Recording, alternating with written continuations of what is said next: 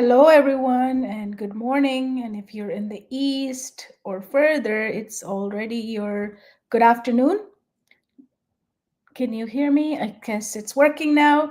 There was a delay. What I want to talk about today is what's on every parent's mind if they have a young child, if they're going into kindergarten, grade one, or an older child who's going into high school or middle school, a teenager or pre-teenager, or if you have a young adult who is starting your who's starting there was a phone call, sorry about that, who's starting a who's starting at the university. Maybe they're starting at the university. So doesn't matter what age our children are, the fear is real, right? When they start something new, we're always fearful of what is going to happen. Now we think we are worried, but so is our children. They are worried as well. They have anxiety. They have fear of a lot of things. So I wanted to talk about on this video what are those fears and that anxiety that they have about starting something new and how you can help them. Because if you start being in that fear induced state, if your nervous system is fearing all of the things that can happen to them, then you cannot really help them as a parent or a caregiver. Really, to help them as a parent and a caregiver, it's important that we regulate ourselves first so that we can then help our children. Doesn't matter what the age is. Now a lot of people out there give you advices, opinions on, oh, if they're young, do this; if they're old, do this; if it's this, do this. Because I look at everything holistically, all of our coaches who are certified and licensed also looks at this at it from a holistic standpoint. Doesn't matter what age they are, they still require you to stay calm, your nervous systems to stay calm. Remember, they are born to you, so they always relied on your nervous system to regulate themselves. So if you are doubtful, fearful, if you are living in anxiety of what's going to happen in their kindergarten class or grade one, or if they're going into high school, what's going to happen to my child? I don't know. And if they have IEP or anything other on top of it, you're going to worry so much about it. Guess who is going to receive all that energy? It's going to be your son or daughter. So that's why I'm saying first step is to regulate yourself. Are you regulated? And what does that mean? Does that mean avoid all worries and fears? No, absolutely not. We're parents. We're supposed to do that. That's what we do best at, right? So you can't avoid it. But so what should you do? You should learn how to, we should learn, I should learn, all the parents out there should learn that if I am in an induced state of fear and full of doubts, and if my nervous system is not regulated, I am going to transfer that energy to my child. And that's not my intention. That's not your intention. That's not anybody's intention, right? So, to do that, first step is for you to look at all the possible things that can happen. So I want to start this video with helping you first. Then I'm going to give you 3 ways that you can help your child no matter what age they are. So the first step is to look at, why are you worried? Where is that worry stemming from? Where is that doubt or the fear or the anxiety starting from? Now, for most of us, it's the unknown, right? Just like for our children, it's the unknown. They're entering an unknown place, unknown territory. High school is new. Kindergarten is new. School is new to them. There's new people, right? So is that our fear as a parent as well? Is the new environment is the fear for me? Or is it because I feel like my child is not really able to handle this new change? Is it fear coming from the change that they're going to experience? So what is your real worry? What are you keep thinking about? So what is dominantly in your mind all the time about the situation of your child going into kindergarten, high school, middle school, or university? What does that keep playing in your mind? What is going to happen? Then I want you to look at, what is the worst that can happen in the situation. What is the worst? It's always like we keep thinking about all these things, but we don't ask ourselves or ask our brain, What is the worst that can happen right now? That, for example, one of the worst things happen is they behave so badly that they get kicked out of school, right? That could be the worst in that situation. Or is there a worse than that situation? I don't know. Whatever your brain comes up with, because we are creative creatures, we can create so many different versions of the stories. What is the worst situation that you're fearing for your child? And it depends, right? Because that's why I can't give examples, because some people give examples as that's what you need to think about. It's not, because it depends on your situation. If your child is shy, if your child has some IEP or other labels that's been placed upon them, their situation is going to look different. Their worst situation is going to look different than a child who has been doing well in school, but now they're entering high school, and that is the worry for you and worry for your child. Then that's going to look different. The worst case scenario is going to look different.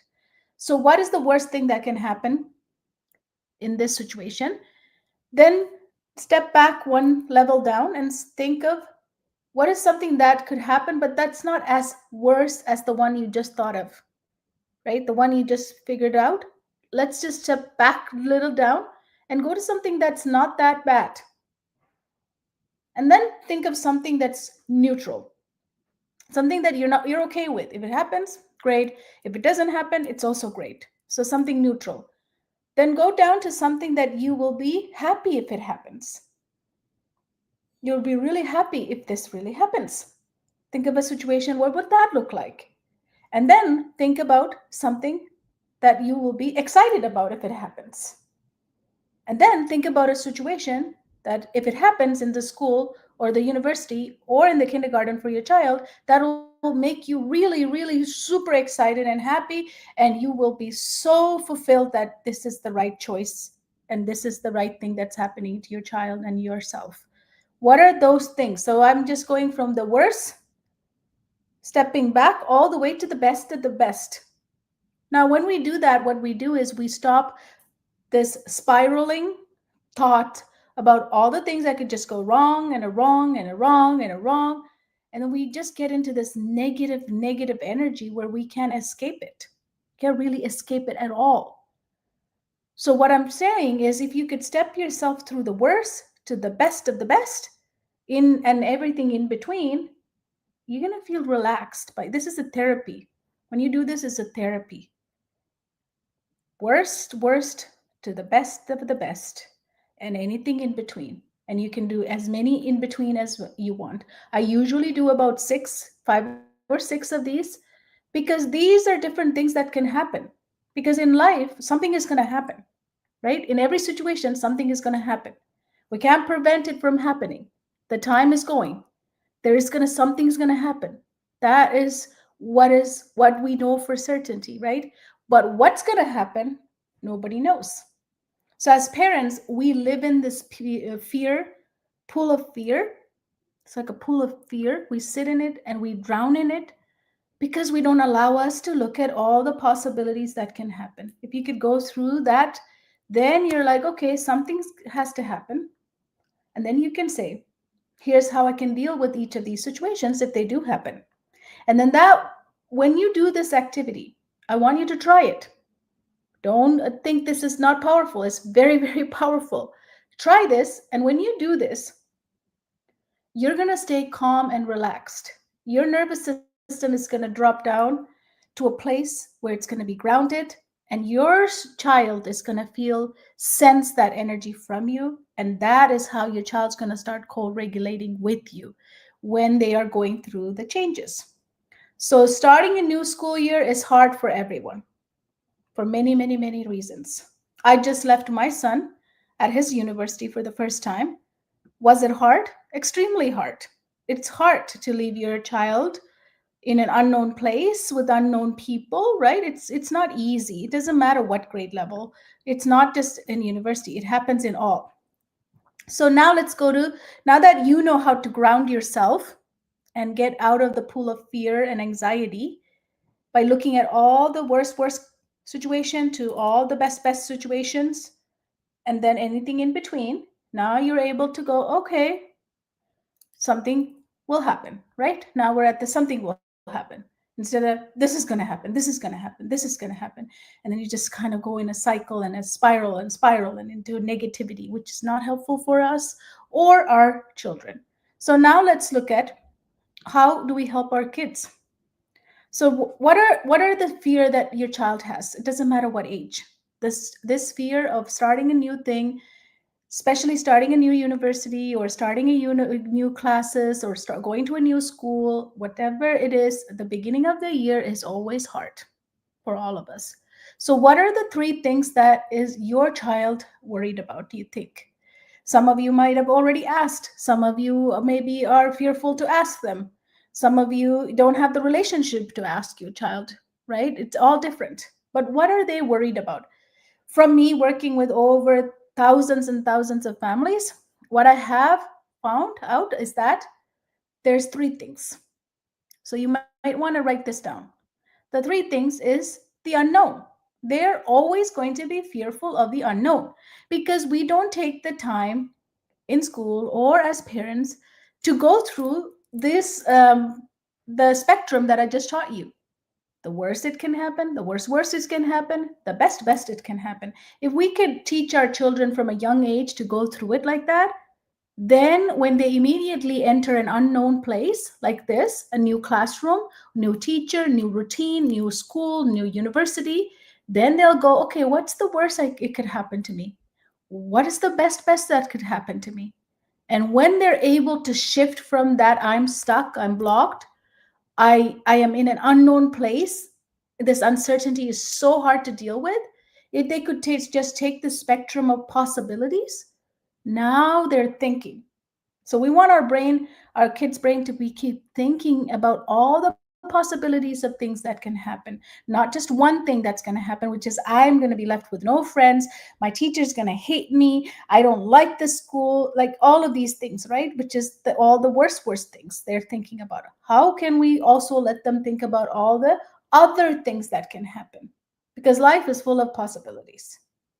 So, what are other possibilities? So, this is something we can teach them, but if you didn't teach them to your child at a younger age, don't worry about it.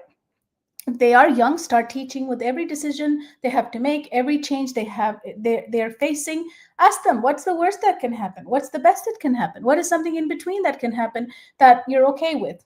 Whatever, right? So if you could keep teaching them, they will do this automatically. But if you haven't, it's okay. There's it's never late. We just have to start somewhere. So today you can ask your university student, if you have a child, you can ask them today, young adult who's in university, you can ask them, what is the worst that can happen in where you're at today? You're living with, like my son has three other roommates. They're living in a one condo. So what is the worst that can happen by living with three other people? I could ask my son. And what's the best that could happen by living with three other people? So then he explores those worst and the best possibilities and anything in between.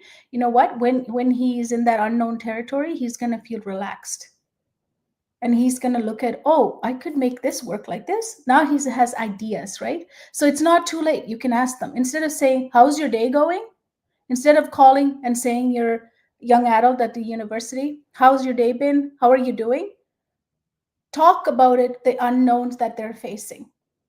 So that will be a way better conversation with them as well. So the number one thing is the unknown is what they're so worried about. This is the fear that they carry as well, just like you are, right? We're all humans. We're all same. The second thing that they're all worried about, that I deal with many students on this, is their new identity and the responsibility.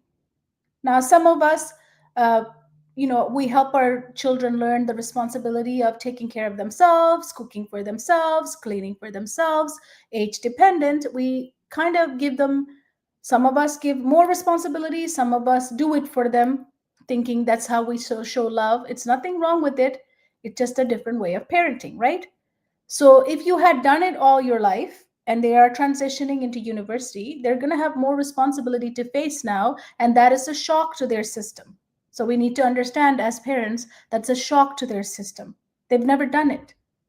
So that independence is not there. So how do we help them?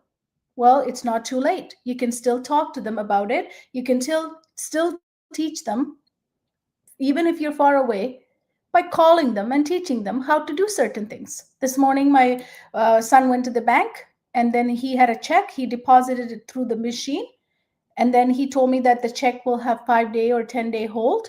And I said, why? It shouldn't have hold, because you're supposed to use that for funding your education. So they shouldn't put a hold on it. You should access it right away, because 10 days is a long day. And I didn't explain to him because I never dealt with banking with him yet. To this point, I did the banking for him. Whereas if he was to cook, he can cook all by himself, because since he was 7, I taught him and let him cook for himself. And he knows how to cook, but I didn't do the banking with him yet. So he went and deposited through not the teller, he deposited through the machine. So by depositing through the machine, of course, it's going to put a hold, because it doesn't know what he put in there. It's going to be held. So now we talked about it. If you want the immediate access, if the check is a good check, if you take it to the teller, they should release the fund so you can use it now. So whose fault is that? It's sort of my fault for not taking care of that independence of banking with him as a parent. But I'm not going to blame myself. There wasn't time for it. Now there's a time and opportunity. I'm teaching him now. So don't ever feel like you're behind or you didn't do it, because blaming ourselves and feeling like sad or mad at ourselves is not going to solve anything or help our children. And that's not how we co-regulate with our children, right? We just learn and go forward. So new responsibilities, so many new responsibilities. Now if they're in high school, there's new responsibilities as well, because they're changing from class to class, and they got multiple different teachers they have to now learn to manage, and they have different courses they have to manage, and some of them are taking 8 courses and plus extracurricular activities. So there's a lots going on. So new responsibility is a huge fear when you're in high school, if you're in the preteen teenage years as well. Kindergarten, they've never entered. Maybe if they did a little bit of preschool, they might have had, or pre-K, they might have had some experiences, but this is their first year in school. Your child is also going to have all these anxiety as well about responsibility and their new identity as a student. So that's okay. That's okay. All it takes is a conversation with them. Not what did you do in school? That's not a conversation. That doesn't open up. I don't know how many of you out there listening to me right now can agree with me that when we ask, how was your day? What did you do? It doesn't matter what age it is. It used to be teenagers and pre-teenagers. They're like nothing. But even kindergartners, if we ask that type of question, they're not going to answer us.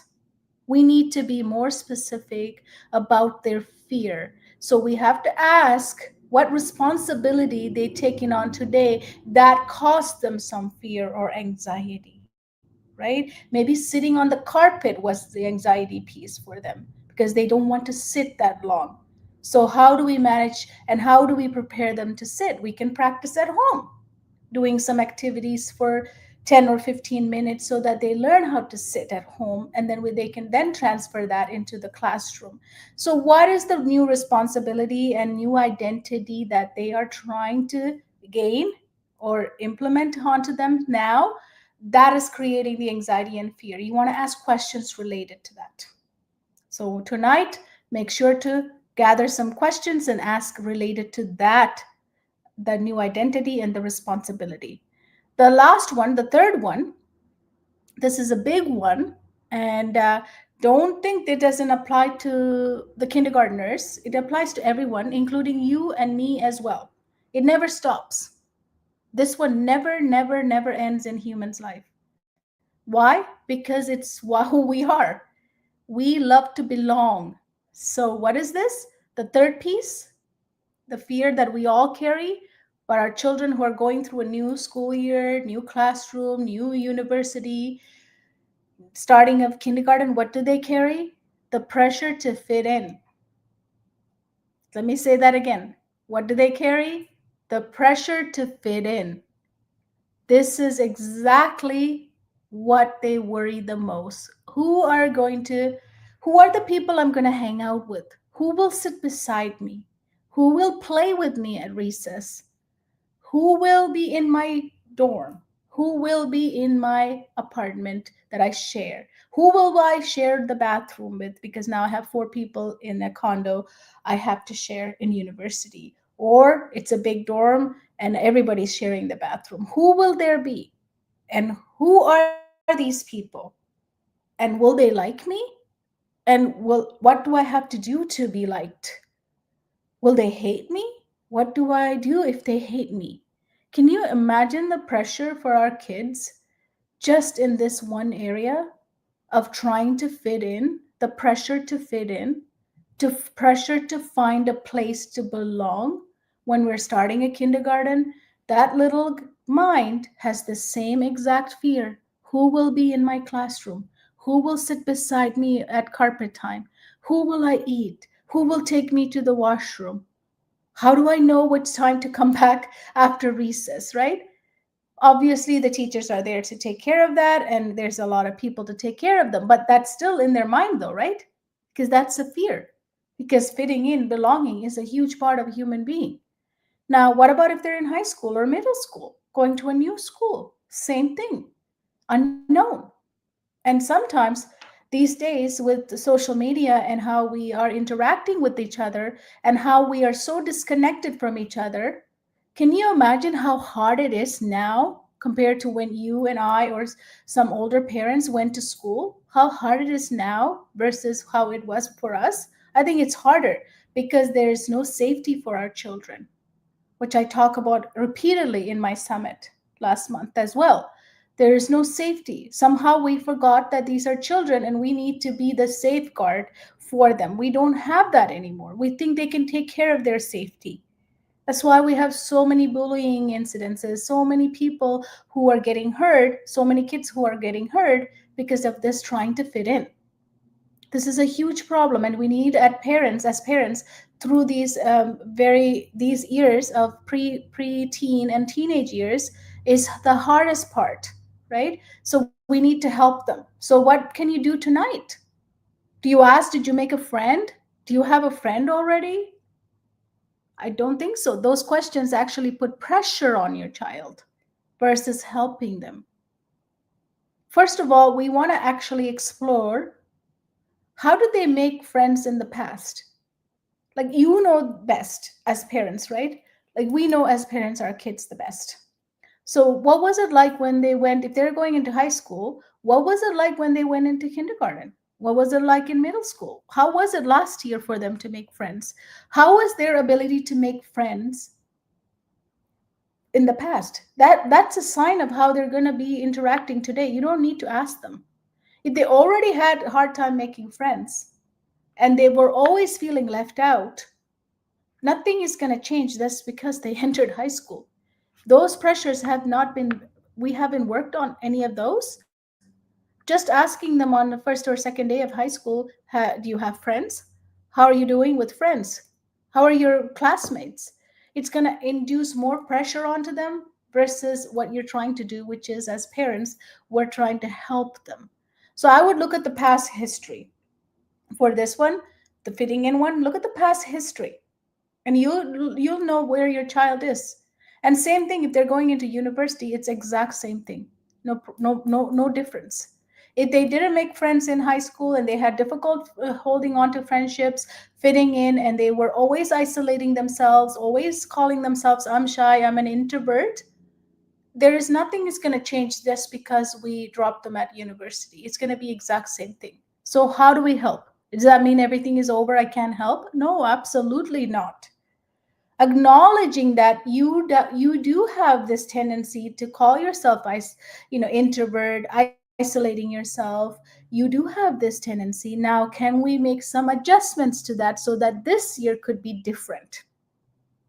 So that is the reframe that we you want as a parent. Not that it's over, not that I can't correct this, not that it's too late because you're now a young adult, you're not going to listen to me. You know the pattern. Now we need to interrupt that pattern. Not only interrupt it for ourselves, because as parents we've been following that, but also interrupt it for our children. So asking and reframing that, I know you always told me you're shy and you have hard time making friends, but what's one thing you can do today so that you can this year be different? How can we make this year be different? So last year, I took my son to Cabo, Mexico for his last year of university. I gave him one task when we went there. New language, new culture, new school, new everything for him, and he's in grade 12. I gave him one assignment. I said to him, you just need few friends. You don't need the whole school to be your friends, right? We don't need the whole school. It's too much. You just need one or two friends. Here's your assignment. Before you go, find 4 to 5 people that you can come back and visit, or they can come and visit you later in your life, or you can go on a trip with them. Just find 4 to 5 friends before the year end that you can do that with. Now, I didn't pressure him throughout the school year, not ask him. We had conversation how to make friends, how to understand different cultures. We had all of those talks. I didn't pressure him. I just said 4 to 5 people. Whenever you're ready, they'll show up. Just be open to those 4 to 5 people, because you're not there to make the whole school a friend or the whole classroom. Guess what? He was able to have 4 friends. Now he calls them as his very best friends, and he is able to continue the relationship online and continue to be their friends rest of their life. Now, why did that happen? Because I didn't pressure him. We talked about how what is the most important thing when we go into a new situation. We find a couple of people, one, two, three, four, five, at least 1 to 5 people that we can relate with, that we can call, that we can hang out with, that will look after you, that share the values you share, that respect you, that understand who you are, not the ones that try to change you, right? And he understood that. So it's a long conversation. It's not just I'm saying find 4 to 5 people and that was this. It was a continuous conversation which led him to find those 4 people.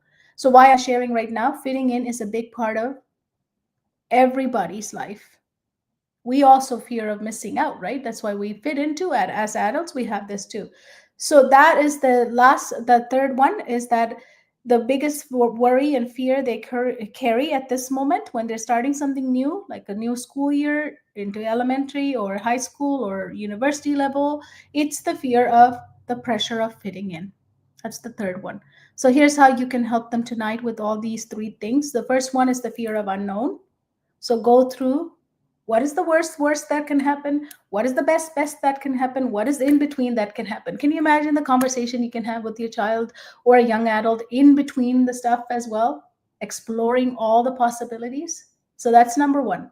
Number two, the identity and the responsibility. Don't expect them to take some responsibility that you haven't taught them or mastered with them throughout the past years. If it's new for them, you're there to guide them. If it's something that you were trying to implement, they never mastered it, it's okay. Start from the beginning. Something that you did for them, don't expect them all of a sudden to do it by themselves. A lot of the time it happens to our young adults. They get to 18, we say, you're now 18, now you know everything. You can do it by yourself. A lot of us say that. And that's an accident. That's an accidentally a parent saying, now I've done 18 years of work, 18 years of raising you. Now you're on your own. But unfortunately, this world is different. All of our young adults needs help. They need so much help than ever before. They have so many different threats and um, things out there that could harm them, take them off their course, take them off their journey. We need to help them as parents and caregivers. So I just want to tell you that as parents and caregivers, we have a new duty that when they become 18, we still have to guide them into their responsibility and into them gaining their new identity. These are really important. So look at the pattern, interrupt that pattern. If they never taken the responsibility before, why would they take the responsibility now? Because they don't even know. So we need to teach them. So the age doesn't matter. Always be ready to teach your kids. That's what I say all the time. And the last one is fitting in. So the last one is the pressure of fitting in. In order to do that, you just look at the pattern again. If they had been an introvert, shy, don't expect them to be something different today. So it's also a journey that we have to help them. So the conversation goes in, what are the fear they have? So that activity that I taught you to do for yourself, so you can regulate and ground yourself, then you can co-regulate your child, doesn't matter the age. And in co-regulation, just use that same tool that I shared with you. What is the worst that can happen? What is the best that can happen? And what is all the in-betweens that can happen?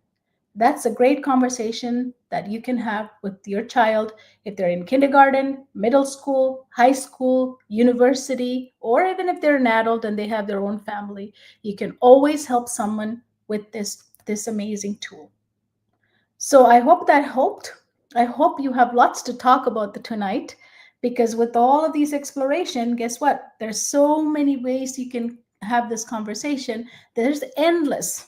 That's why as a holistic neurogrowth learning success coach, life success coach, and who have trained so many coaches, I don't believe in one answer to your problem or your worry or your stress or your struggle. It has to be customized. It has to be explored. It has to be discovered. So anyone out there saying, do it this way and this is the way it'll work for you, they're absolutely wrong.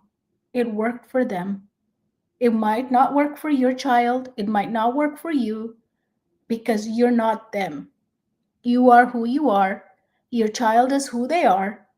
We have to find what works for them and what works for you, because at the end of the day, we're not a blueprint.